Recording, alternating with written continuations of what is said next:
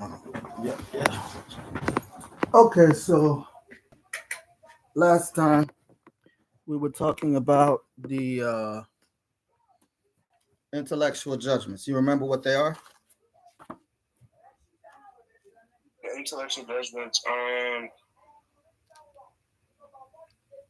We see intellectual possibility, uh, intellectual possibility, intellectual necessity. Mm-hmm. Mm. There's three, right? Yes, three. You said intellectual. Say them all again. Intellectual possibility, intellectual necessity, intellectual impossibility. Correct. Can you define them?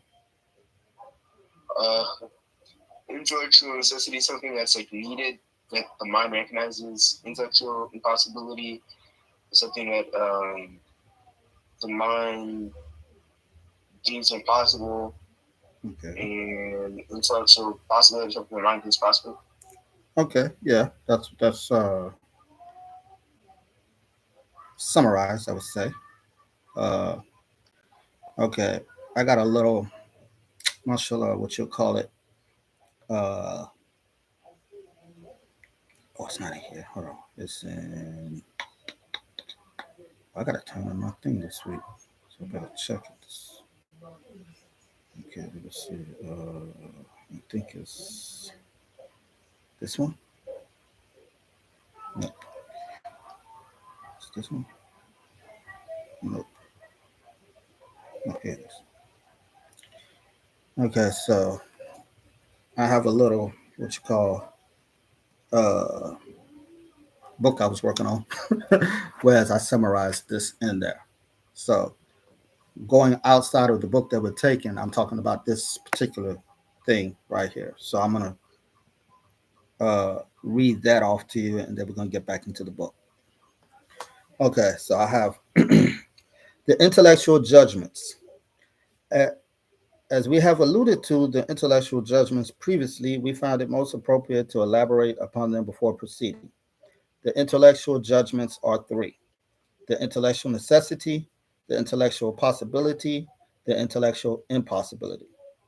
Okay, before we proceed, I want to say this word intellectual is my choice of preferred translation of it. Some would translate it as the mental, some would translate it as rational, and maybe they have other ways of translating it. Okay, it's from in Arabic is akli. Um, so the intellect. So I said the intellectual necessity is that which the sound intellect judges must exist and can never be non-existent. What the intellect has confirmed as necessary to exist is Allah Ta'ala, God the exalted in status, and his attributes. Now I say the intellectual possibility is that which the sound mind judges may exist and may not exist. What the intellect has confirmed as a possibility is every occurrence, event, which is itself a creation. So basically, I'm using two words. Occurrence and event are two other words for a creation. Okay. And you can use other words such as happening. Okay. So it says that is everything that began to exist after non existence or will begin to exist after non existence is a creation. Likewise, anything that has changes associated with itself is a creation. Hence, the universe which we observe has many changes, is itself a creation.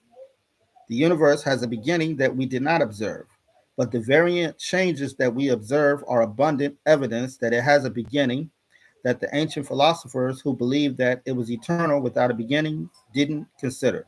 So, amongst the philosophers that existed previously, right? And some of this still exists today. You have people that say that the universe is beginningless, okay? But by observing the fact that changes occur within the universe, that's a proof that it is not beginningless, that it has to have a beginning. Because if it was beginningless, then it wouldn't have these changes. That's what I basically just said there. Then I have the intellectual impossibility is that which the sound intellect judges as impossible. What the sound intellect has confirmed as impossible is another deity with the one true God. Other examples are the daughter giving birth to the mother, or the perfectly round square. These are just absurd proclamations without any actual reality. Then I have addendum to this section, customary and uncustomary events.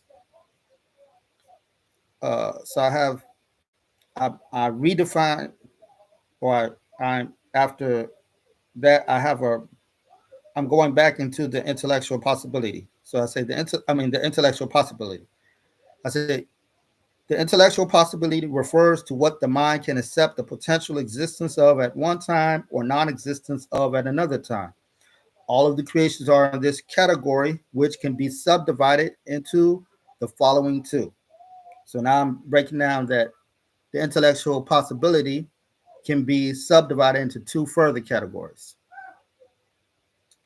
The customary events, which are the ordinary matters that are brought